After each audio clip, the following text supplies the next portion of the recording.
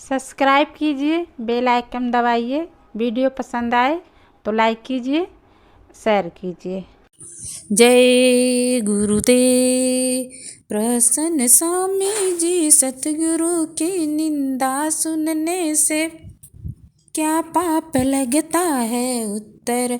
शिष्य अगर मैल हृदय से गुरु को देखता है, निंदा करता है या सुनता है तो इसमें उसका नुकसान होता है। गुरु निंदा कान से नहीं सुनना चाहिए, यह परहेज जरूरी है। हमें नाम की कद्र नहीं, नाम मुफ्त में मिल गया और मुफ्त में सत्संगी हो गए। घरों में जितने भी झगड़े होते हैं अधिकतर दुनिया की बातों के पीछे होते हैं। दुनिया दारी के झगड़े होते हैं, सत्संग से ही बात समझ में आती है।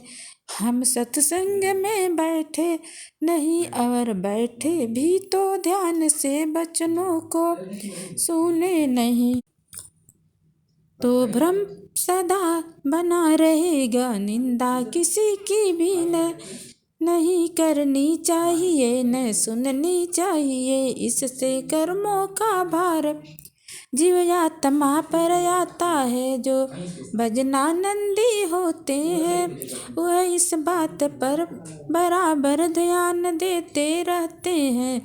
सतगुरु की निंदा जहाँ होती है वहाँ से हट जाना चाहिए। नानक जी ने कहा है संत की निंदा नानक फिर नरक जाए। प्रसन्न स्वामी जी एक वक्त में क्या कई सतगुरु हो सकते हैं उत्तर। पहले यह समझ लो कि संत सतगुरु कहते हैं किसे। संत सतगुरु सर्वशक्ति मान होते हैं और सत्यलोक में बराबर जाते आते रहते हैं। वो ईश्वर खुदा ब्रह्मा रब पार ब्रह्म अल्लाह सबके मालिक होते हैं। उनसे बड़ा कोई नहीं। रूहानियत में जाति और कौम का कोई सवाल नहीं। मुसलमान फकीरों ने उसे कहा है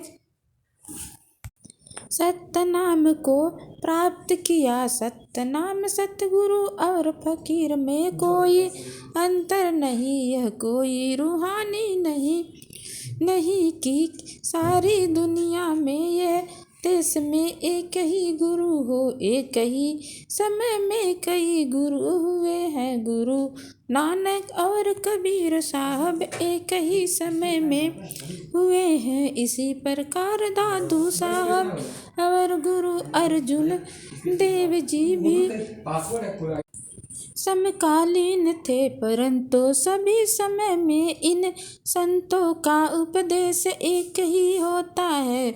सूरत शब्द योग का और 5 नाम का सभी ने वर्णन किया है। पहले के संतों ने जीवों पर संस्कार बहुत डाले, यही कारण है कि लोगों की रुचि संत मत में होने लगी है। जिन्हें नामदान मिलता है उनकी दीक्षा का समय निश्चित रहता है। प्रसन्न स्वामी जी भजन में जीव आत्मा शरीर से कब अलग होती है उत्तर। भजन करो या ध्यान करो जब मन की एकाग्रता होती है और आत्मा दोनों आँखों के ऊपर तीसरे तिल में पहुँचती है, तब इस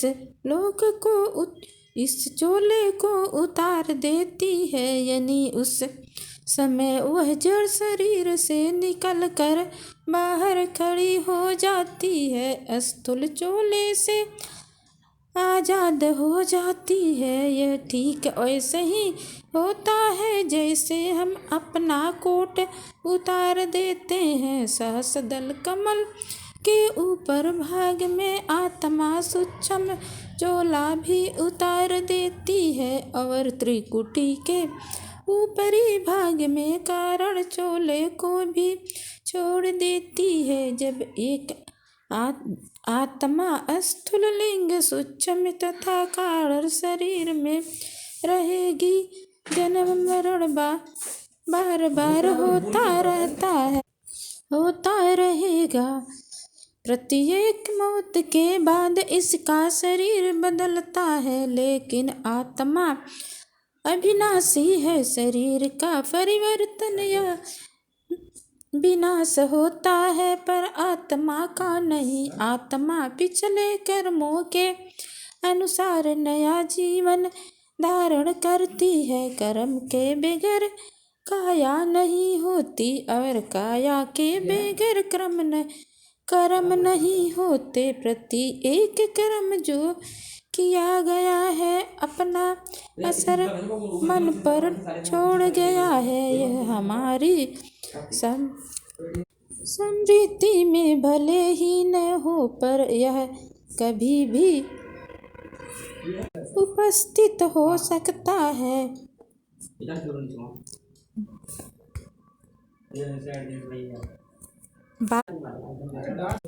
बात यह है कि